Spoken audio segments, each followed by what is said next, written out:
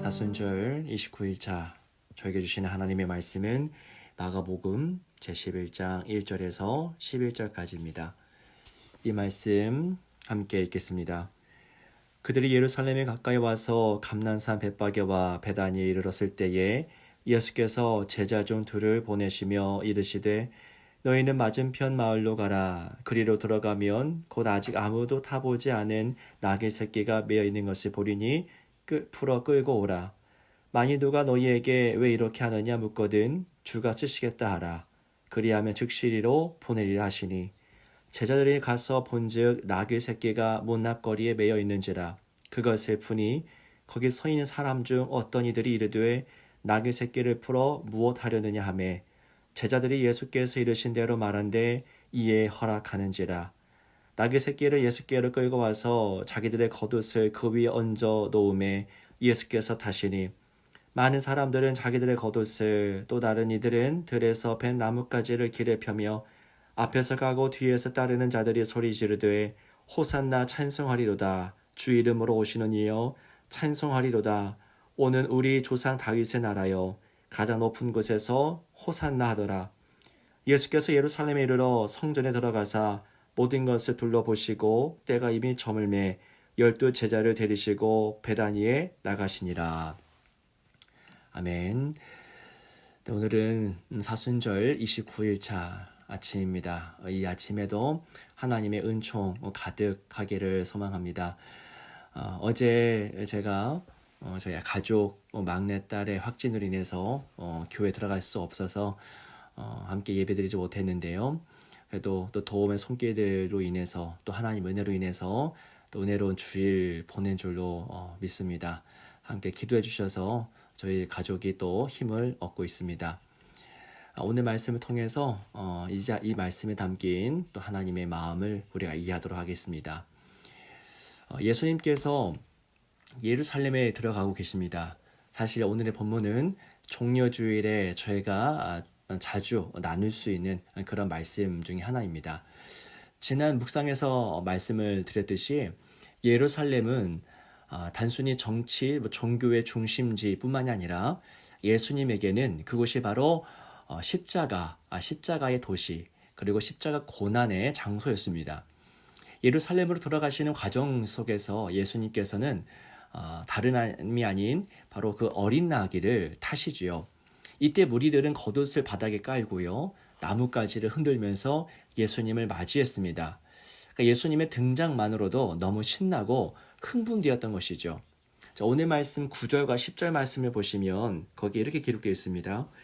호산나 찬송하리로다. 주의 이름으로 오시는 이여 찬송하리로다. 오는 우리 조상 다윗의 나라여 가장 높은 곳에서 호산나 하더라. 네, 이스라엘의 왕이 예루살렘의 나귀를 타고 들어오신다고 하는 예언은 구약의 스가랴 9장 9절에 기록되어 있는 말씀입니다.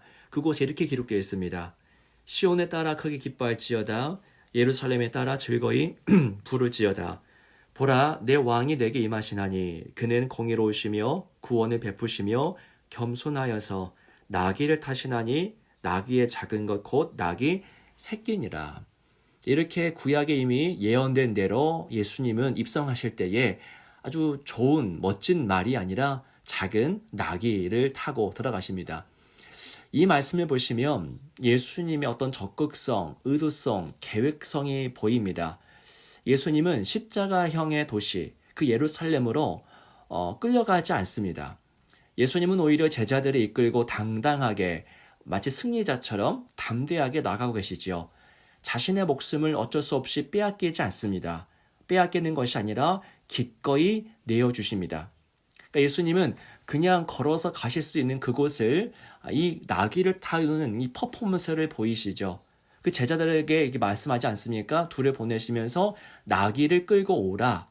누가 뭐라 하거든 주가 쓰시겠다 하라. 라고 하는 이런 행동도 보이십니다. 그러니까 예수님은 그저 지나가는 것이 아니라 창조주의 주권까지도 보여주시면서 적극적으로 그 도시 속으로 들어가십니다. 예수님은 예언대로 어린 나귀를 타셨고요. 그리고 무리들은 예수님을 왕으로 여기면서 환호했습니다. 나귀를 타고 예루살렘에 들어오시는 예수님을 보면서 이 무리는 어떤 기대 어떤 마음을 품었던 것일까요? 그들의 환호는 과연 무엇을 바라보며 환호했던 것일까요? 예수께서 예루살렘에 들어가신 이유가 무엇입니까? 한 가지입니다. 바로 십자가를 지기 위해서였습니다. 이제 곧 종교 권력자들에게 붙잡히게 되고 뺨 맞고 채찍질 당하시면서 결국은 십자가에 달려 죽임을 당하실 겁니다. 자, 환호하던 무리가 이 사실을, 이 십자가라고 하는 결론을 상상이나 했을까요? 예수님이 그 수치스러운 죽음을 당하시리라고 이 무리들이 예감이나 했을까요? 이 길의 끝, 지금 사람들이 환호를 보이고 있지만은 이 길의 끝이 십자가라고 하는 것을 그 누구도 알지 못했습니다. 나귀를 타고 입상하신 예수님을 향한 이 환호는요, 사실 이 결론을 모르기 때문에 나타나는 현상인 것입니다. 자, 그들의 모든 기대와 예수님의 계획에는 너무나 큰 간극이 있었습니다. 그들의 환호는 궁극적으로 영적인 무지로 인한 결과입니다. 십자가를 알지 못하기 때문에 내지르는 환호입니다. 그들의 행동은 베드로가 주는 그리스도이십니다라고 고백했던 것과 다르지 않습니다. 주는 그리스도라고 고백한 후에 이 베드로는 십자가계를 반대하고 예수님께 항변했죠. 그처럼 이 무리들도 호산나 외치지만 예수님을 또 환영하고 있지만 그들은 지금 전혀 다른 그림을 그리고 있는 것입니다. 예수님은 지금 그러한 무지의 함성 속으로 지나가고 계십니다. 진실의 귀를 막았고 또 눈을 가린 자들의 환호 사이로 지나가시는 예수님을 보십시오. 영적 무지에 사로잡힌 자들의 호산나 그 외침 속으로 들어가시는 예수님의 마음은 어땠을까요? 흡족하셨을까요? 아니면 안타까우셨을까요? 이처럼 예수님의 모든 삶의 순간은 사람들의 기대와 어긋났습니다. 그래야만 했죠. 자주 드리는 말씀이지만 사람들의 기대대로 행하셨다가는 그들을 구원할 수가 없었기 때문입니다. 사람들이 기대하는 것은 무엇입니까? 또한 기대대로 되지 않았을 때에 사람들의 마음은 어떻습니까? 하나님의 행동이 우리의 기대와 전혀 다를 수 있습니다. 얼마든지 그런 일은 벌어집니다. 구원은 보십시오. 구원은 왕궁이 아니라 마국간에서 시작되지 않았습니까? 예루살렘이 아니라 나사렛에서, 그리고 왕실이 아니라 골고다 언덕에서, 또한 왕좌, 그 화려한 왕좌가 아니라 처참한 십자가 위에서 이루어지고 있는 것, 우리는 볼 수 있어야만 합니다. 유대인은 십자가를 거리끼는 것으로 여겼지요. 그리고 이방인들은 미련한 것으로 십자가를 바라보았습니다. 여기에 하나 더 추가할 수 있겠습니다. 십자가는 그 어느 누구도 바라지도 상상하지도 않은 것이었습니다. 수치스럽고 참으로 저주스러운 이 죽음이 결국 구원의 통로가 되리라고 예측했던 사람은 이 땅에 아무도 없었습니다. 하나님밖에 몰랐습니다. 역시 하나님답지 않습니까? 모두에게 십자가는 절망이었습니다. 하지만 하나님은 거기서 견고한 희망의 싹을 틔우십니다. 모든 이들이 십자가를 끝이라고 여겼습니다. 그래서 제자들도 다 도망가지 않았습니까? 그런데 하나님은 바로 그곳에서 모두 흩어진 그 자리에서 제대로 된 시작점을 선포하십니다. 예수님께서 예루살렘으로 담대하게 나갈 수 있었던 것은 절망 뒤의 희망을 보셨기 때문이고 또한 죽음 뒤에 참된 생명을 아셨기 때문입니다. 우리의 기대대로가 아니라 주님의 선하신 뜻대로 행하시는 하나님은 우리를 사랑하시고 우리를 구원하시는 분이십니다.